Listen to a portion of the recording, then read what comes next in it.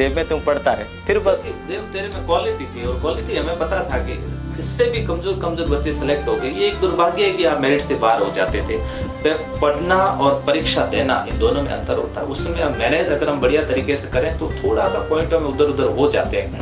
अब बताइए देव, आपकी सफलता के बाद अब आने वाले जो बच्चे हैं उनको किस तरह से, देखो आज की पीढ़ी इतना संघर्ष नहीं करती, उनसे इतना संघर्ष नहीं हो पाता। हम भी देखते हैं रोने लग जाते हैं, या फिर कई बार उनको ऐसा लग जाता है कि बस जीवन समाप्त हो गया है, आगे कुछ भी नहीं है। जबकि हिम्मत रखनी चाहिए। एक बार आप असफल हो गए, दूसरी बार हो गए, तीसरी बार हो गए, तो असफलता में तो सफलता है। हाँ सर, लेकिन वो हिम्मत हार जाते हैं, आपने हिम्मत नहीं हारी। आप उनके लिए क्या संदेश देना चाहते हैं? मैं तो संदेश सर यही देना चाहता हूँ, देखो जो भी जैसे रिजल्ट अपने जैसे या पक्ष में रहे या विपक्ष में रहे, रिजल्ट पक्ष विपक्ष में रहता है, वो कारण अपना ही होता है सर। जैसे या तो कुछ अपनी तैयारी में कमी रहेगी, देखो परखो। जैसी पहली तैयारी में मेरी कमजोरी रही तो हम सर क्या यहाँ विज्ञान की क्लास लगती थी, तो आपको पता ही है विज्ञान की क्लास लेते नहीं थे।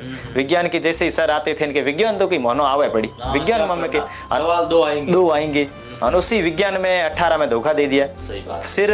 फिर पता चला कि भाई रियल में हर सब्जेक्ट के ऊपर पकड़ बराबर होनी चाहिए, तालमेल बराबर होना चाहिए।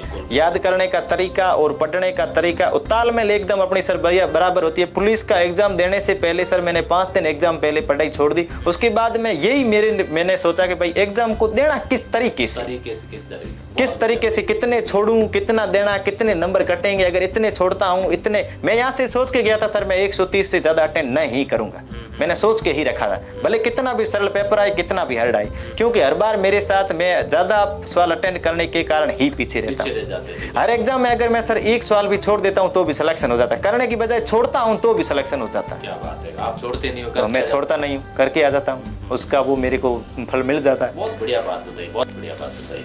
मतलब प्लान एक बहुत अच्छे तरीके से आपके पास में होना चाहिए। प्लान होना चाहिए भी अपनी जगह है, एग्जाम अच्छे तरीके से देना भी अपनी जगह है। सब कुछ अगर आप सही तरीके से करते हो और आप ये सोचते हो कि मैं असफल हो गया, इसका दोष किसी दूसरे पर देते हो, इसके बजाय आप अपने खुद के बारे में जानने की कोशिश करो, अपने अंदर सुधार करो, तो नियमित रूप से आप सुधार करोगे तो आपको एकदम सफलता अवश्य मिलेगी।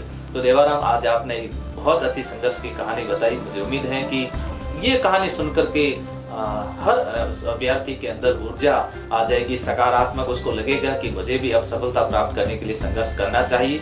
और संघर्ष की इस कहानी से प्रेरणा भी मिलती है, और ऐसी ही प्रेरणा आप भी नियमित रूप से जब भी आपको मौका मिले, जब भी आपको कोई भी मंच मिले, उस मंच पर आकर के निराश हुए उन अभ्यर्थियों को अपनी कहानी बताओ, ताकि वो भी प्रेरित हो और आगे बढ़े। जी सर। एक बार पुनः देवाराम आपको और आपके पूरे परिवार को